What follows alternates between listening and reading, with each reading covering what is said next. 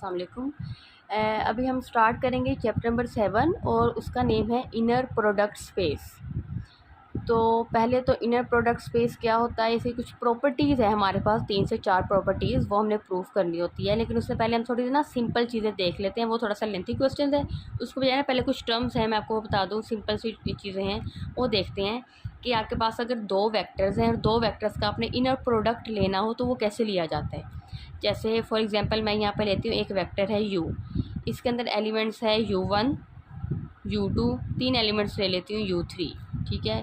इसी तरह एक दूसरा वेक्टर है v, एलिमेंट्स है v1 v2 और v3, ये 2 वेक्टर्स। आपसे कहा जाता है इन दोनों वेक्टर्स का डॉट प्रोडक्ट ले, इनर प्रोडक्ट, ठीक है। तो वो कैसे होगा, पहले तो इनर प्रोडक्ट किस तरह से रिप्रेजेंट करता है, इस तरह ब्रैकेट होती है, ठीक है। और u का इनर प्रोडक्ट v के साथ इस तरह से रिप्रेजेंट किया जाता है। और वो कैसे होगा, पहले एलिमेंट को पहले एलिमेंट से मल्टीप्लाई करें, जैसे डॉट प्रोडक्ट होता है ना, उसी तरह ही इसको डॉट प्रोडक्ट भी कह सकते हैं।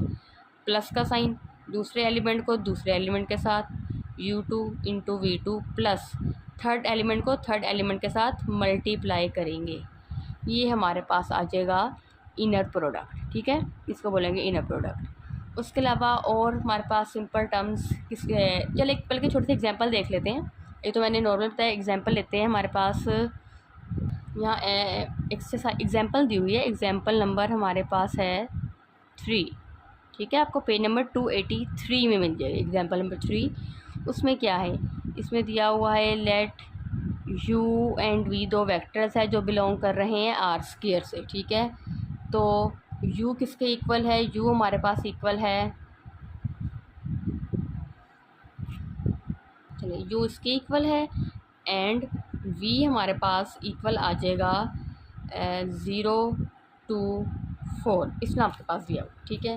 अब आपसे कहा जाता है कि इनका आपने लेना है इनर प्रोडक्ट, तो कैसे लिखेंगे, u कोमा v, आगे यहाँ पे पहले एलिमेंट को पहले एलिमेंट के साथ, या फिर आप ऐसे लिख लें, पहले यहाँ पे लिख लें u के एलिमेंट्स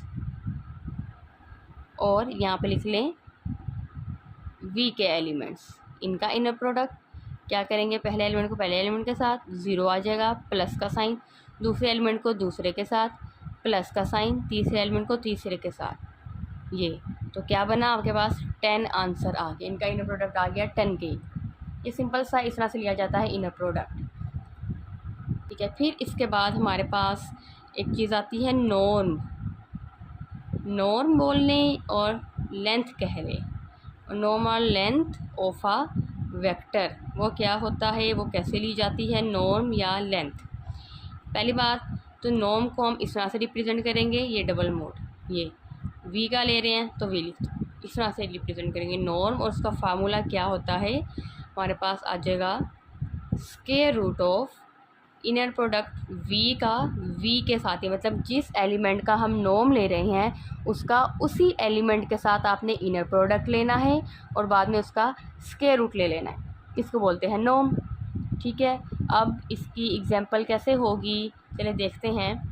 हमारे पास एग्जांपल दी हुई है,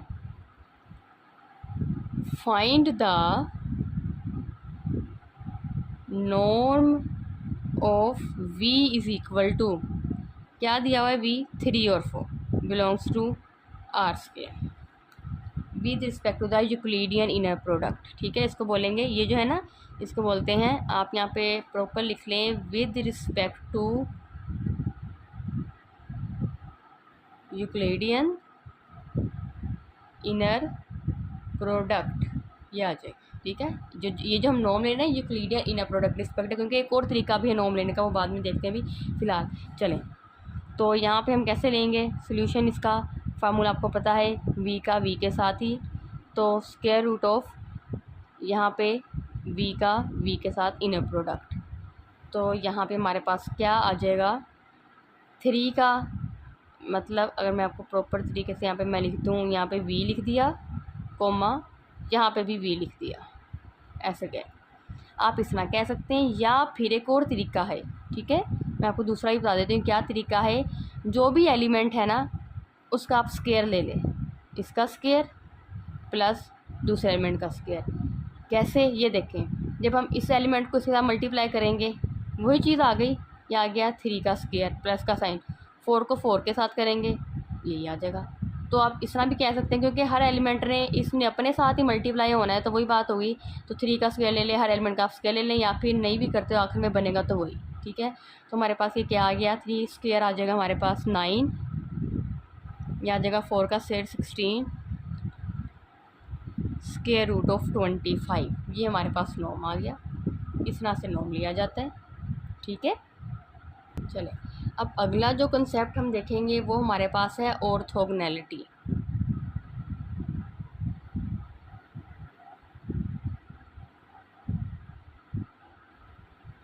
ये कॉन्सेप्ट है ऑर्थोगोनैलिटी, ठीक है। इसमें तो पहली बात हमारे पास ना एक इनइक्वालिटी है, वो आप याद कर लें, कॉशी-श्वार्ट्ज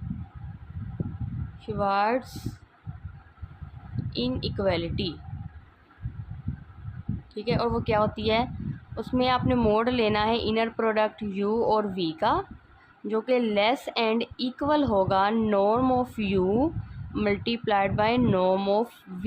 ये है कॉशी-श्वार्ट्ज इनइक्वालिटी। अब इसी से हम ऑर्थोगोनैलिटी की कंडीशन निकालने लगे, मतलब कि हमारे पास दो वेक्टर्स के दरमियान में एंगल हम कैसे निकालेंगे, angle ANGLE, angle between two vectors, ठीक है। तो वो कैसे आएगा, हमने कॉशी-श्वार्ट्ज इनइक्वालिटी रखी, इसको अगर हम यहाँ ले जाके डिवाइड कर दें तो हमारे पास राइट हैंड साइड पे 1 रह जाएगा। इसको मैंने यहाँ ले जाके डिवाइड कर दिया, ठीक है। तो यहाँ पे क्या आ गया, लेस एंड इक्वल टू 1। फिर अब हमारे पास 1 है, ये देखें, इस 1 की जगह अगर मैं ये लिख दूँ cos theta is equal to, इनके दरमियान कह रहे हैं एंगल, ऐसे,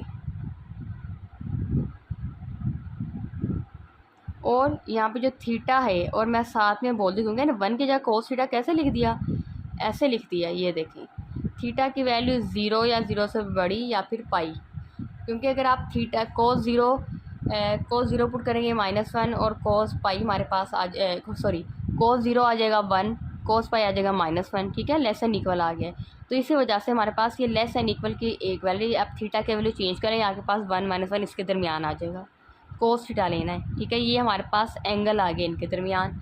अब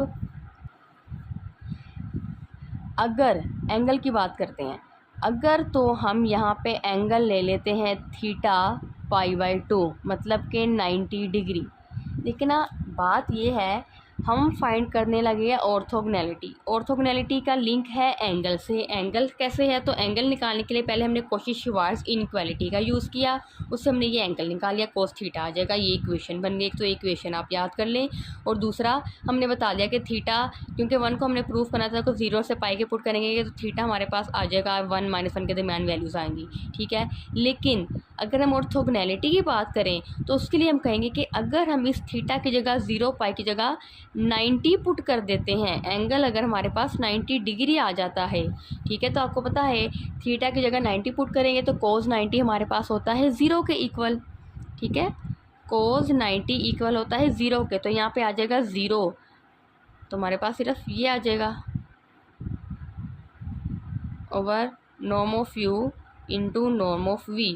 और यहाँ से अगर मैं इसको वहाँ पे ले जाऊँ, ठीक है, तो मेरे पास पीछे क्या रह गया, 0 is equal to inner product of u and v।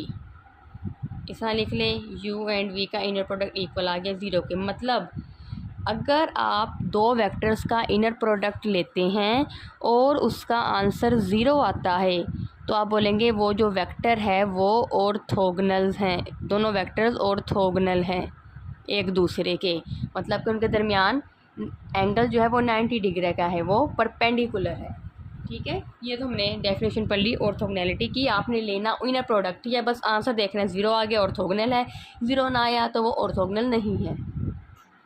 अच्छा चलें, अगर हम ऑर्थोगोनल की बात कर रहे हैं तो हम एक्सरसाइज की तरफ आते हैं। हमारे पास है एक्सरसाइज 7.1, उसमें हमारे पास क्वेश्चन नंबर 6 दिया हुआ है, ठीक है। मैं यहाँ पे ना वेक्टर्स लिख रही हूँ। वेक्टर क्या दिया हुआ है, एक वेक्टर दिया हुआ है u1। अब वेक्टर आपको इस फॉर्म में दिया हुआ है 1 2 1, एक वेक्टर u1 है, फिर एक वेक्टर आपको दिया है u2,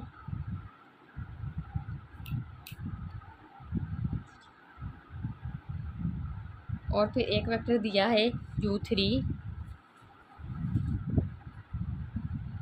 ऐसे, ठीक है। अब इसका हम देखते हैं पहले ठीक है, 1 नहीं, पहले पार्ट नंबर 2 करेंगे, क्योंकि 1 मैंने आपको दूसरे वाले इनर प्रोडक्ट की प्रॉपर्टीज़ नहीं बताई। उसमें है पार्ट 2 में norm of each vector, find the norm of each vector, her vector का नॉर्म कैलकुलेट करना है। तो देखिएगा u का नॉर्म कैसे लेंगे, हर वेक्टर को स्केयर ले लेंगे, जैसे 1 का स्केयर प्लस 2 का स्केयर प्लस 1 का स्केयर, उसका स्केयर रूट ले लेंगे, 1 + 4 + 1, तो आपके पास आ गया स्केयर रूट ऑफ 6, ये आ गया इसका नॉर्म। इस तरह आप u2 का नॉर्म निकालेंगे, वो आपके पास क्या आ जाएगा, 2 का स्केयर प्लस 1 का स्केयर प्लस 2 का स्केयर, तो वो बन गया आपके पास 4 + 1 + 4, तो क्या आ गया आपके पास 4 + 1 9 आ जाएगा। इसी तरह नॉर्म ऑफ u3 आपके पास आ जाएगा 2 स्क्वायर प्लस 1 स्क्वायर और -4 का स्क्वायर, ये बन जाएगा आपके पास 4 + 1 + 16, ये आ गया स्क्वायर रूट ऑफ 21। पहला पार्ट और सेकंड पार्ट हो गया, हर एक का नॉर्म ले लिया आपने। चलिए इसका हम क्वेश्चन नंबर पार्ट नंबर 3 देखते हैं, जिसमें कहा गया है find a vector orthogonal to u1 and u2। मतलब कि हमने एक ऐसा वेक्टर फाइंड करना है जो कि इन दोनों वेक्टर्स के ऑर्थोगोनल हो। मींस हमने जो डेफिनेशन पढ़ी उसमें तो हमने भी ये पढ़ा है ना कि बताएं क्या हमने अगर फाइंड करना कि दो वेक्टर्स आपस में ऑर्थोगोनल है तो हम क्या करते हैं, इन दो वेक्टर्स का हम लेते हैं इनर प्रोडक्ट। जैसे सपोज पूछा होता है बताएं u1 और u2 आपस में ऑर्थोगोनल है, हमने क्या करना था, इनका इनर प्रोडक्ट लेना था। अगर आंसर 0 आता तो हमने बोलना था ये ऑर्थोगोनल है, अगर आंसर 0 ना आता तो हमने कहते हैं ऑर्थोगोनल नहीं है। लेकिन हमने सवाल किस तरह से पूछा हुआ है कि एक तीसरा वेक्टर फाइंड करें जो इन दोनों के ऑर्थोगोनल हो।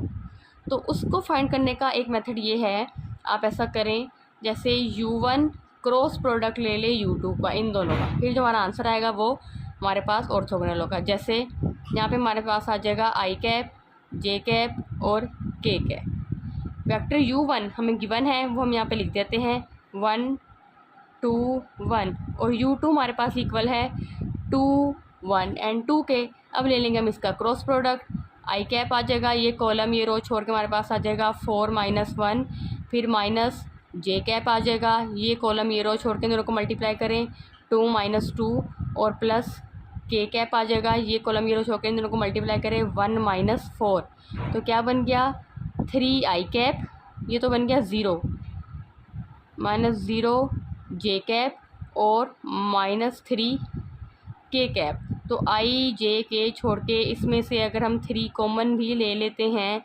1 0 और -1 कॉमन लेने के बाद जो वेक्टर रह गया, मतलब क्या वेक्टर बना हमारे पास u1 क्रॉस u2 का जो हमारे पास वेक्टर आंसर आया है 1 0 और -1। इट मीन्स ये हमारे पास वेक्टर है जो इन दोनों के है ऑर्थोगोनल। तो आपने क्रॉस प्रोडक्ट लेना है। इसी तरह आपने इसका पार्ट नंबर 4 कर लेना है। ओके।